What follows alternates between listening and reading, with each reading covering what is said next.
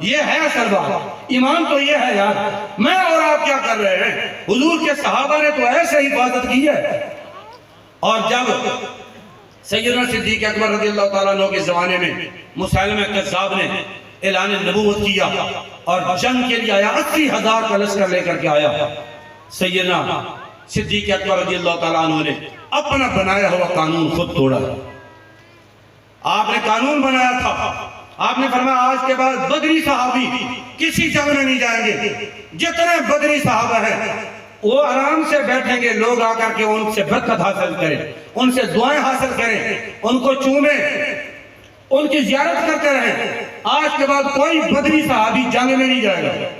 جب ختم نبوت کا مسئلہ آیا، حضرت فاروق سیدنا صدیق اکبر نے مجمع بلایا۔ آپ نے فرمایا لوگوں تمہیں اس لیے بلایا ہے، میں اپنا قانون توڑنے لگا ہوں۔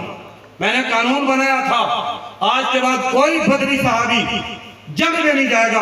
آج میں اپنا قانون توڑ رہا ہوں، بدری ہو یا کوئی عہد والا ہو، کوئی خندق والا ہو یا تبوک والا ہو، بچہ ہو یا بوڑھا ہو، اپنے نبی کی ختم نبوت کی حفاظت کے لیے جنگ یمامہ میں پہنچے۔ اور وہاں پہنچے 1200 حافظ صحابہ شہید ہو گئے۔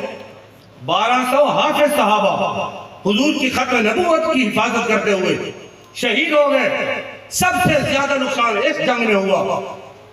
اے مسلمانوں، تو آپ کے ایمان کی حفاظت کے لیے یہ سارا کچھ کیا جاتا ہے۔ خوش دلی سے بیٹھا کرو اور شکریہ ادا کیا کرو، اور حضور کی عزت کے لیے یہ تمنا کیا کرو یا رسول اللہ ہم سے جو غلطیاں ہوگی معاف کر دے۔ آج کے بعد آپ کا دشمن کائنات کا بدترین دشمن ہے، وہ ہمارا سب سے بڑا دشمن ہے۔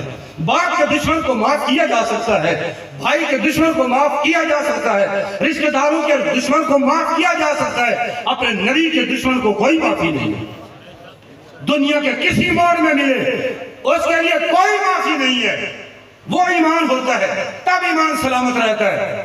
حضرات گرامی، آخر میں آپ کو پتہ ہے فلسطین کے اندر مسلمانوں کا قتل عام ہو رہا ہے، ہمارے بھائیوں کو گاجر مولی کی طرح کاٹا جا رہا ہے۔ میرے آقا نے فرمایا مسلمان وہ ہے جس کا مسلمان کے ساتھ ایسا تعلق ہو جیسے سر کا تعلق جسم کے ساتھ ہے۔ سر میں تکلیف ہو تو پورے جسم میں ہوتی ہے تکلیف۔ تو فلسطین کے مسلمان جب کٹ رہے ہو تو ہمیں تکلیف نہیں ہے، ہمیں تکلیف ہے، ہم شدید تکلیف میں ہیں۔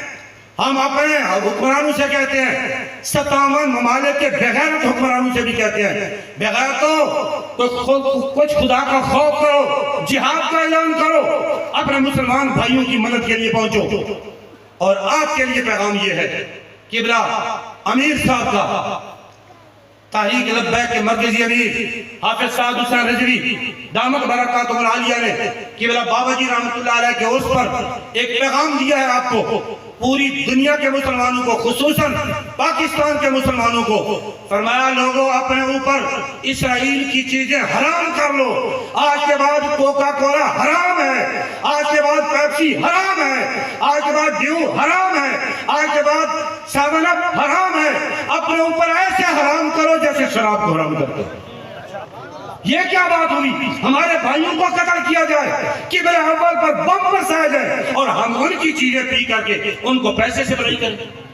ہمارے پیسے جائیں جا کر کے ان سے میزائل خریدیں اور ہمارے مسلمان بھائیوں کو بھون دیں۔ آج کے بعد آپ کے گھر میں کوئی بوتل نہیں آئے گی، وعدہ کرو۔ ہاں، آج کے بعد اسرائیل کی کوئی چیز نہیں آئے گی۔ ہم سوکھی روٹی کھا لیں گے، مرچوں کے ساتھ کھا لیں گے، ہم اپنی دال کھا لیں گے، ہم ان بغیرتوں کی کوئی چیز استعمال نہیں کریں گے۔